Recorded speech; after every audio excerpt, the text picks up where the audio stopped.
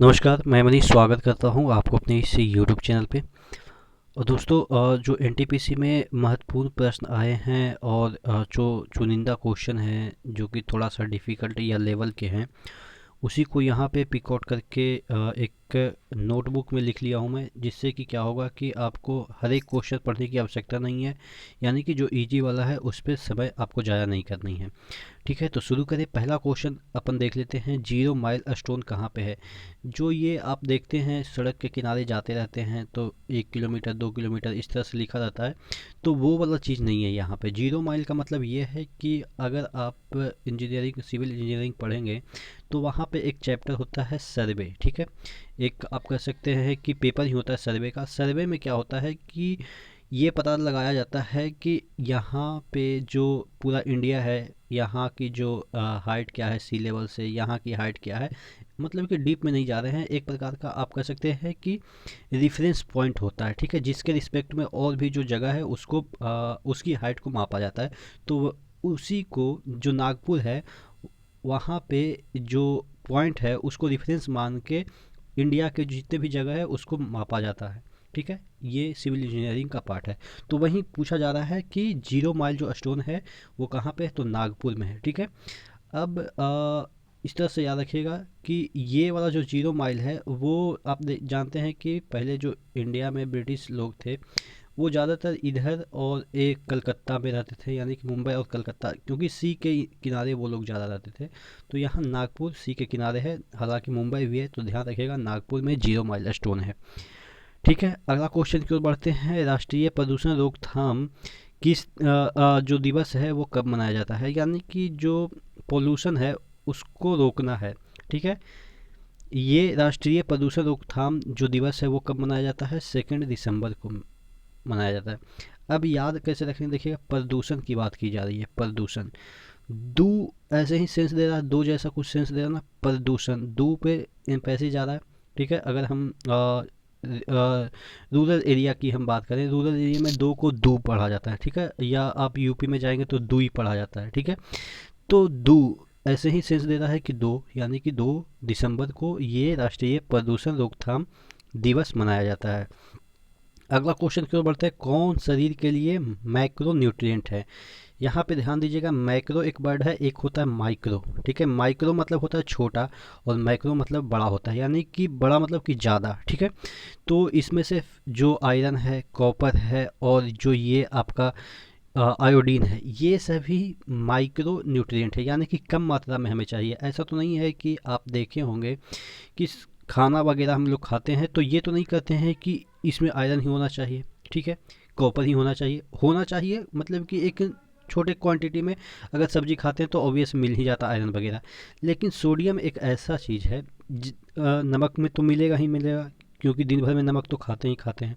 और जो फल वगैरह होता है उसमें भी सोडियम होता है। जैसे कि कोई भी फल आप ले लेंगे खट्टा ही होता है, मतलब कि थोड़ा परसेंटेज तो खट्टा होता ही है। मीठा भी कितना भी फल रहेगा फिर भी उसमें सोडियम होगा, यानी कि खट्टापन तो रहेगा। तो सोडियम हमेशा आपको मिलेगा। ठीक है, सोडियम हमेशा, यानी कि दिन भर में बहुत सारे सोडियम खाते होंगे। नमक की ही बात कर ले तो उसमें सोडियम है। आयोडीन क्या है, नमक में तो थोड़ा सा मात्रा में आयोडीन, एक आप कह सकते हैं सुई के नोक के बराबर उसमें आयोडीन मिलाया जाता है। लेकिन सोडियम तो आप समझ सकते हैं कि NaCl जो आपका है, ये नमक तो हमेशा इन इसमें रहेगा। तो यानी कि नमक क्या है कि हमेशा खाते हैं, ज़्यादा मात्रा में खाते हैं, यानी कि मैक्रो न्यूट्रिएंट में आता है, ज़्यादा मात्रा में लिया जाता है नमक।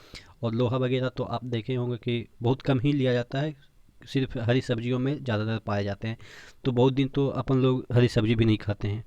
ठीक है, और अगर हम बात करें कि जो रूरल एरिया में है वहाँ पे तो सब्जी बहुत सारे लोगों को जूटता भी नहीं। तो इस तरह से आप समझ सकते हैं कि वो कम न्यूट्रिएंट वाला चीज़ है, इसीलिए नहीं भी खा रहे हैं तो कोई फ़र्क नहीं पड़ता जीवन पे। लेकिन अगर आप सोडियम नहीं खाएंगे तो आप समझ सकते हैं कि नमक ही नहीं खा रहे हैं। ठीक है, अगला क्वेश्चन की ओर बढ़ते हैं, कितने महारत्न कंपनियां हैं। पहले 7 हुआ करती थी लेकिन अब 10 हो गई है। अब याद कैसे करेंगे, देखिएगा जो महारत्न कंपनियां हैं वो 10 को हम लिस्ट बना दी हैं। यहाँ पे देखिएगा, ये देखिएगा भेल गेल सेल। ठीक है, भेल गेल सेल 3 आप इस तरह से राइमिंग बना के याद कर दीजिएगा।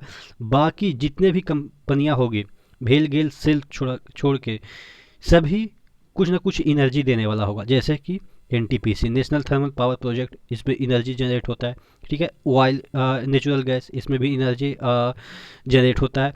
सेल तो अभी मैंने बताया कि इसको राइमिंग से बनाना है, भारत भेल को भी राइमिंग से बनाना है। और यहाँ पे इंडियन ऑयल कॉरपोरेशन लिमिटेड, यानी कि इसमें भी ऑयल वाला चीज़ है, तो यानी कि एनर्जी देगा। फिर हिंदुस्तान पेट्रोलियम कॉरपोरेशन लिमिटेड, ये भी एनर्जी दे रहा है, पेट्रोलियम, यानी कि पेट्रोलियम और कोल से ही रिलेटेड सब है, जो कि महारत्न कंपनियां हैं।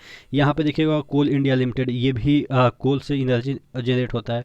गेल जो मैंने बताया, तो इसमें भी आ जाएगा कि gas authority of India, gas से भी एनर्जी जनरेट होता है। यहाँ पे भारत पेट्रोलियम कॉर्पोरेशन लिमिटेड, देखिएगा पेट्रोलियम से एनर्जी जनरेट होता है। तो इस तरह से पावर ग्रिड कॉर्पोरेशन इंडिया, ये भी आपके महारत्न कंपनियां हैं, तो इसमें भी पावर ग्रिड है, यानी कि एनर्जी जनरेट होता है। तो कहने का मतलब ये है कि आपको एक ट्रिक मैं बता रहा हूँ कि जितने भी महारत्न कंपनियां हैं, भेल, गेल, सेल, इसको राइमिंग से याद कीजिएगा। अब बाकी जितने बच गए हैं वो सभी एनर्जी से रिलेटेड हैं, ठीक है। तो अगर आपके ऑप्शन रहेंगे तो उसी तरीके से याद रखिएगा कि एनर्जी वाला कोई कंपनी आपको ऑप्शन में दे रखा है तो आप समझ जाइएगा कि वो महारत्न कंपनियां हैं, ठीक है। अगला क्वेश्चन की ओर बढ़ते हैं। ये इसी से रिलेटेड था, कितने हैं और कौन कौन से हैं इसमें दे रखा है, ठीक है। 4 ही ऑप्शन थे, मैंने 10 को बता दिया।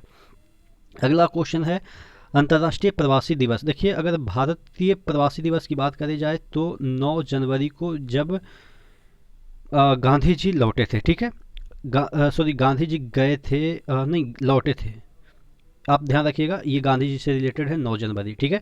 तो गांधी जी से रिलेटेड है 9 जनवरी, तो इसी का दुगना, यानी कि अगर हम अंतर्राष्ट्रीय की बात करें, भारतीय प्रवासी दिवस की बात करें तो 9 जनवरी है, लेकिन अगर अंतर्राष्ट्रीय प्रवासी की बात करें तो 18 दिसंबर है, इसका दुगना। यानी कि अगर हम दूर जा रहे हैं, यानी कि इंडिया से दूर जा रहे हैं, तो यानी कि दुगना काम करना पड़ेगा या दुगना एफर्ट लगाना पड़ेगा।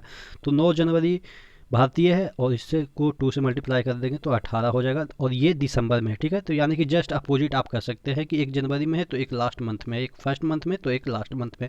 तो अंतर्राष्ट्रीय पूछा गया था, अंतर्राष्ट्रीय प्रवासी दिवस। अच्छा, अगर एक क्वेश्चन बनता है कि किसी संबंधी विषय पे किसी राज्य द्वारा जो कानून है वो पारित कर दिया, तो केंद्र के कानून पर प्रभावित हो जाता है। कहने का मतलब ये है कि संबंधी सूची में दोनों कानून बना सकते हैं, लेकिन क्या हुआ कि जो राज्य है वो पहले कानून बना दिया, तो क्या वो केंद्र पे बाध्य होगा? कब बाध्य होगा? जब ये जो राज्य कानून बनाया और ये विधानमंडल द्वारा पारित भी हो गया, और केंद्र के कानून बनाने से पहले राष्ट्रपति उस पर हस्ताक्षर कर दिया, ठीक है। जो राज्य कानून बनाया उस पे राष्ट्रपति ने हस्ताक्षर कर दिया, तो अब ये वाला जो कानून है वो किस पे लागू हो जाएगा? केंद्र पे भी लागू हो जाएगा, यानी कि केंद्र को भी वो इसमें बांध सकता है। कहने का मतलब ये है कि संबंधी सूची में दोनों मिलके बनाते हैं, लेकिन अगर सिर्फ राज्य बना दिया कानून और उस पे राष्ट्रपति ने सहमति दे दी, तो अब केंद्र को उसको मानना ही पड़ेगा, ठीक है।